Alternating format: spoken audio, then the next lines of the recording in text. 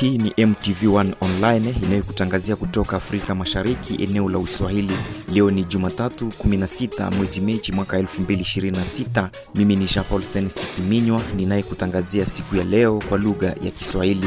Matangazo yetu yanasikika duniani kote, hasa kwenye ukanda wa maziwa makuu kupitia Facebook, YouTube na kwenye tovuti yetu ya www.mtv1news.com, pamoja na kupitia redio wa shirika Lubero, Beni na Ruchuru, pamoja na Masisi, Kivu Kaskazini kupitia FM.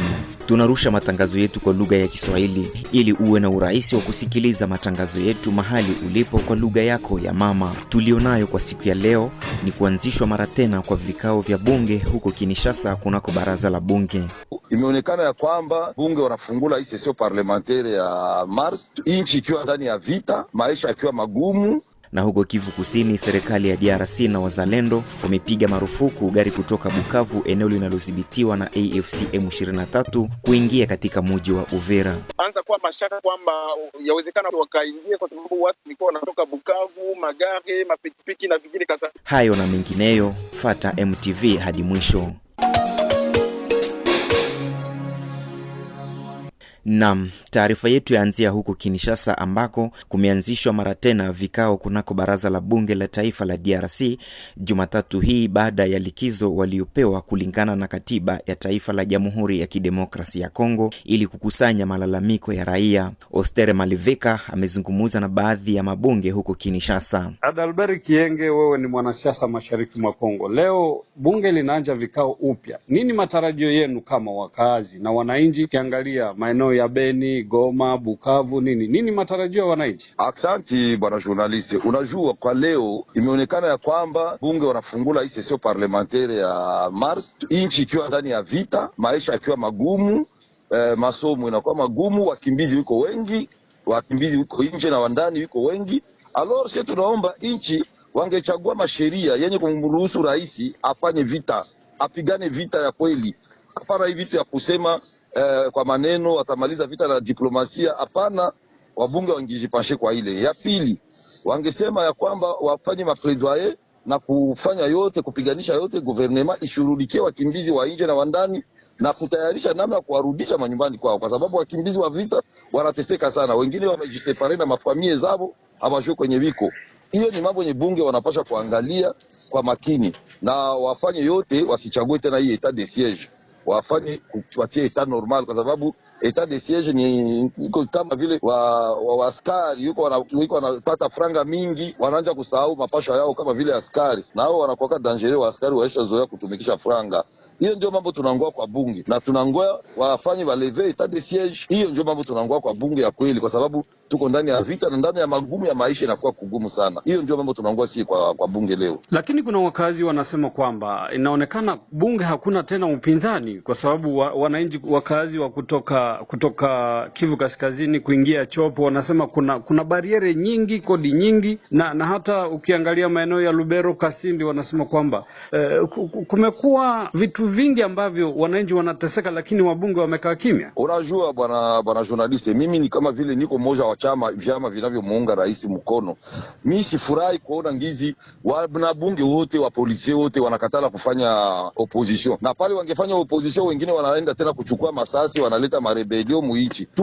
Tumesikitika kuona kama inchi itaongozewa tu na sauti moja, hakuna wanakataa kwa wapinzani, na hiyo ni shida sana. Kwa hiyo unaona ni watu wote wenye wanafanya siasa hawajui namna ya kutumikisha siasa. Ulishindwa ku election, lakini unataka ukwenda ndani ya gouvernement. Inaonekana kama wapolitisie wote wiko natutumika leo, wengi wanatumikia tumbu zao, wanasahau mashida ya population. Kama vile unasema mambo hiyo ya mabariere yenye kuwa ndani ya Ituri na ngambo ya Mambasa huko Munjia Kisangani ni mengi sana. Akitaona kuna wanabunge wenye walienda kule, wote wanaogopa kwenda kule, wanasema kuko vita.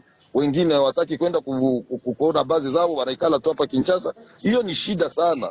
Hiyo ni shida sana kabisa, na mimi nawaza tungekuwa na wapinzani wakina Wafayulu, wakina Wakatumbi, hata washadari wa FCC, wote wangejitenda ndani ya upinzani, kungekuwa equilibre. Aki sasa sisi wote tunakuwa ndani ya union sacrée. Sasa mtu ataongoza yeye peke na akili yake, hata kwa manyumba yetu sisi bwana na bibi, inaomba bibi akutilie upinzani kidogo na wewe unatia upinzani kidogo, ndio equilibre inakuwa. Kwa leo hatukaa hakuna equilibre kwa sababu tunakosa wapinzani. Asante sana Adalbert Kienge. Asante sana bwana journalist. Tukitoka Kinshasa tuelekee huko wilayani Lubero ambako wakazi wa Kamandi wilayani Lubero wameombwa kujenga umoja na kuepuka ubaguzi wa ukabila kama njia moja ya kukuza maendeleo na kujenga amani. Mwito huo umetolewa naye Mwami Mikundi Malashi Ndayake, kiongozi wa eneo la kiasili la Batangi kwa sasa, ambaye alikusanya umati mkubwa wa watu katika mji wa Kamandi ulioko kusini mwa wilaya ya Lubero. Sitaki ubaguzi wa rangi, sitaki Kamandi ni ya wafupi, Kamandi ni ya warefu, Kamandi ni ya watu gani? No, omazo na mana ukuno. Danga nye wote population ya Kamandi muhisi muzisikie huu. Sawa, muko wa Kongomani, muko kwa udongo wa babu zetu, hakuna sida, muhisi amani, muhisi salamu. Hakuna mtu ambaye atakufisha mtu kisha lipisho na kuta na neugini. Koseka ni gratuit na kiwi ifanyike gratuit. Sawa. Tukitoka huko Lubero tunakwenda Kivu Kusini ambako serikali ya DRC na wapiganaji wa Zalendo wamepiga marufuku magari kutoka Bukavu kuingia Uvira, hatua ambayo imechukuliwa kwa ajili ya kiusalama. Pasifike Kararuka yuko kwa njia ya simu kutoka eneo hilo. Kweli wanasema malifika taarifa moja ya wazalendo jana ndo wakataa kufuatana na hali ambao inaonekana kwenye bonde la mto Ruzizi, kwa sababu kulikuwa kunaanza kuwa mashaka kwamba yawezekana wakaingia, kwa sababu watu walikuwa wanatoka Bukavu, magari, mapikipiki na vingine kadhalika vinaingia mpaka tarafani Uvira hapa. Lakini sasa hatua hii kwa nini imechukuliwa? Tunaona kama hapa Uvira watu wengi sana wanategemea Bujumbura. Kufunga Bujumbura ndio inaweza kuwa tatizo kubwa sana, kuleta changamoto, lakini kufunga Bukavu watu wengi sana wameliunga mkono kwa sababu watu tena wapewe kukimbia Uvira. Kwa kweli kuna wale wamoja ambao wanakuwa na ile manunguniko ya kusema kwamba kwa nini wamefunga Bukavu, ila sisi kama vile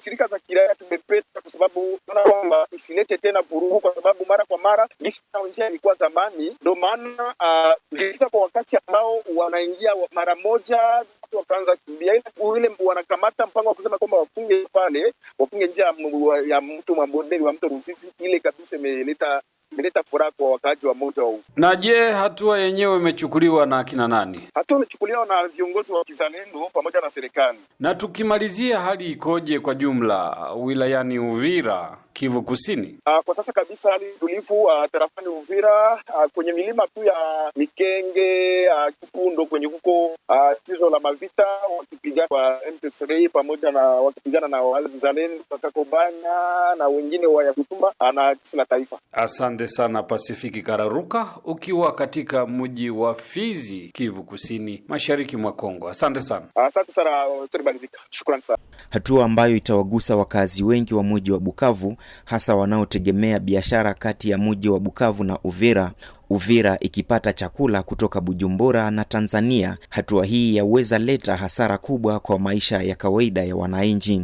Tukitoka Kivu Kusini tunaelekea mkoani Ituri ambako hali ya ukosefu wa usalama yazidi kushuhudiwa kwenye kijiji cha Nduye katika usultani wa Walese Karo ni wilayani Mambasa mkoani Ituri, kutokana na shambulizi la watu wenye silaha wanaozaniwa kuwa ni wapiganaji wa ADF. Erastosi Vihwa ni mwandishi wetu wa habari kutoka eneo hilo, hapa anaripoti zaidi. Kulingana na viongozi kutoka shirika zinazotetea haki za kibinadamu, makundi yenye silaha yanayomiliki eneo za Biakato wilayani Mambasa mkoani Ituri zashutumiwa kutenda vitendo vinavyoenda kinyume na haki za kibinadamu. Kulingana na shirika hilo, makundi hayo yamejifanya kuwa mahakimu kuliko kulinda raia na mali yao. Wakaazi wengi wakifungwa bila sababu za msingi na kunyanyaswa gerezani, wengi wao wakipigwa fimbo bila kujua hatima yao na kuombwa kulipa pesa nyingi ili kuachiliwa huru. wengi wao wakiwa ni wakulima ambao hulazimishwa kulipa kodi zisizojulikana na serikali, jambo linalokera watetezi wa haki za kibinadamu wa eneo hilo, wakiomba serikali ya Kinshasa kupata suluhisho kuhusu swala la wazalendo. Rams Malikidogo ni mwanaharakati kutoka shirika la utetezi za haki za kibinadamu wilayani Mambasa. Sheferia Babela Babombi ndani ya teritoria Mambasa kwa sasa inakuwa na kasho mingi zenye hazijulikane na sheria yetu ya Kongo, na hizo kasho zinakuwa organize na wa militare wetu FARDC pamoja na wale wa grupe ya wazalendo wenyewe wanakuwa na makasho mahali popote wanapokuwa kuma position na kuma kazao, kunakuwa makasho zenye hazijulikane na sheria na inakuwa kinyume na sheria kwa kuwa watu wanafungwa huku pasipo sababu, watu wanafungwa huku pasipo kujua, wanafungwa huku hata siku mingi kulingana yenyewe inakuwa kinyume na sheria, paske sheria inapatia OPJ siku 2, akisha siku 2 ili fodrea na kuachilia hawa watu, na ndani ya makasho zao wanafunga watu zaidi ya hiyo siku 2 na wanalipisha watu maamande zisizojulikana na sheria, na hizo pesa inakuwa tu namna yabo kwa kuweza kujiravitaye, na wanafunga watu bila sababu kusudi wapate pesa zenye watatumia. Na ndio maana tunatoa mwito kwa wakubwa waweze kufuatilia hiyo maneno, wafanye angete pourquoi pas ne pas arrêter wale watu wote ambao wanakuwa na hizo makasho, wanaorganize makasho zezeko illegal zinazojulikana na sheria. Makundi ya wazalendo na makundi mengine yanayomiliki silaha yameshutumiwa kwa muda mrefu katika vitendo vya ukiukwaji wa haki za kibinadamu Kivu Kaskazini, kama vile mkoani Ituri chini ya uangalizi wa serikali ya DRC. Erasto Sivihwa Marcel. Tukibaki nawe Erasto Sivihwa, tunaelezwa kuwa shirika zinazotetea haki za binadamu mkoani Ituri za ripoti vitendo vinavyoenda kinyume na ubinadamu kutoka kwa makundi yenye kumiliki silaha. Taarifa kutoka CRDH, shirika lisilokuwa la kiserikali linalotetea haki za kibinadamu wilayani Mambasa, lasema kama wapiganaji wa ADF walishambulia kijiji cha Bandichokamu karibu kilomita 8 na kijiji cha Nduye eneo la Andikau usultani wa Walese Karo wilayani Mambasa. Taarifa kutoka eneo hilo zasema kuwa milio ya silaha zilisikika na kusababisha uoga mwingi kati ya wakaazi, wengi wao wakitekwa na kupelekwa eneo zisizojulikana.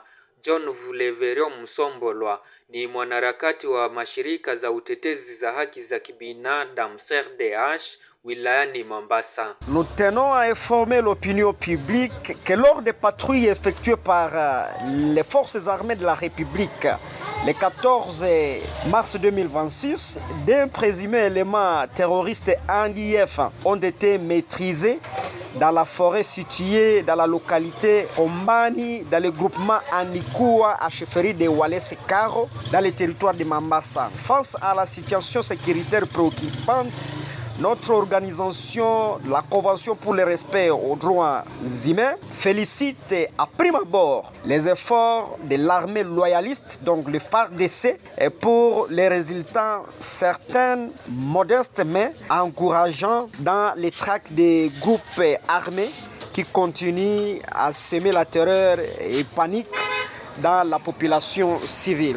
La CRDH encourage à second lieu l'armée congolaise à redoubler plus d'efforts car la situation sécuritaire reste extrêmement préoccupante. En effet, dans le territoire de Mambasa, 5 chefferies sur 7 que compte ce territoire ont déjà été touchés par le massacre perpétré par les terroristes ADF qui cause innombrables pertes à vie humaine et des importants déplacements de la population. La CRDH à 3e lieu appelle la population à une vigilance accrue car les habitants doivent demeurer attentifs face à toute présomption ou présence à un mouvement suspect dans leur milieu naturel et cela à dénoncer immédiatement toute activité suspecte auprès des autorités compétentes ou services de sécurité. À conclusion, la CRDH rappelle que la vie humaine est sacrée et constitue une valeur suprême protégée par la Constitution de notre pays et les instruments internationaux des droits humains. Que donc la sécurité des citoyens et la protection de leurs biens demeurent une obligation fondamentale de l'État congolais. Tangu miaka zaidi ya 15, wapiganaji kutoka kundi la kigaidi la ADF wameshutumiwa kwa muda mrefu kuhusika na mauaji ya maelfu ya wakaazi mkoani Ituri na Kivu Kaskazini chini ya uangalizi wa serikali ya DRC na Umoja wa Mataifa kupitia MONUSCO ambao wako mashariki mwa DRC kutafuta usalama ambao hadi sasa matunda bado kuonekana. Alhamisi 12 Machi, watu 3 waliuawa, miongoni mwao mfanyabiashara katika shambulizi lililolenga kijiji cha Nduye. Shukrani sana Erasto Sivihwa kwa ripoti hizo. Waislamu mjini Goma, Kivu Kaskazini waomba kujenga amani na umoja kwa ajili ya maendeleo. Mwito uliotolewa mwishoni mwa wiki naye Bahati Musanga Erasto, mkuu wa mkoa wa Kivu Kaskazini, eneo linalodhibitiwa na AFC M23. Mbele ya yote tunashukuru Mwenyezi Mungu mwenye alituwezesha kukutana sisi wote hapa.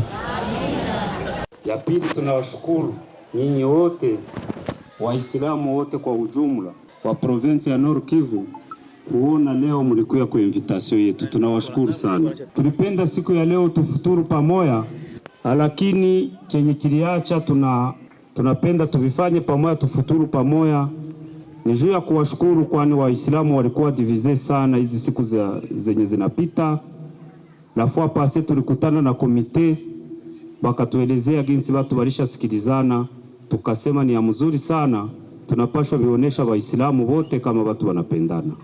Tutaomba hii komite ya mpya yenye iko ya Waislamu ikuwe ya Waislamu wote, isikuwe ya nusu ya Waislamu, isidivize Waislamu, bakuwe mtu mmoja.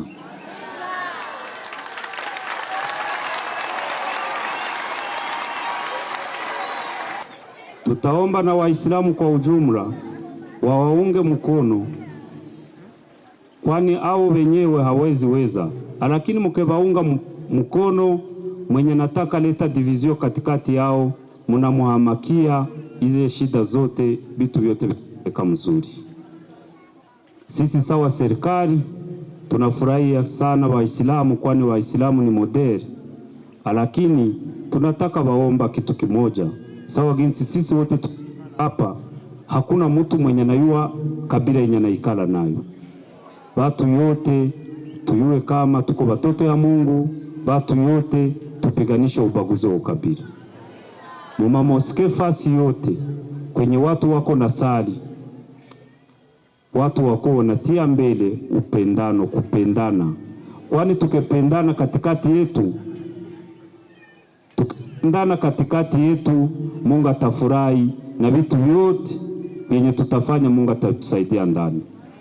Lakini kama ndani hakuna kitu hata kimoja kenye tutafika wako, kwani ni yetu kutakuwa ndani. Mwenyezi Mungu hatakuwa iko pembeni yetu. Bahati Erasto Musanga amesema kwa sasa hakuna mtu yeyote ambaye atakubaliwa kuendelea na mgawanyiko kati ya watu, zehebu, vyama mbalimbali ama dini. Watu waache ubaguzi wa ukabila, lakini tunashukuru kwanza Waislamu. Mwitu ya ubaguzi wa ukabila Waislamu haikuwake ndani. Kidogo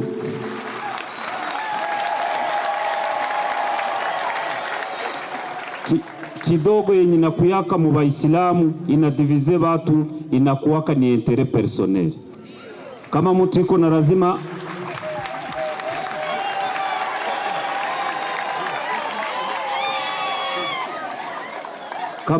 na interet fulani, anadivize watu juu ya interet yake, lakini Waislamu kwa ujumla mnapendana sana, lakini wa viongozi juu ya interet personnel njoo wenye wanawaletaka ndani division.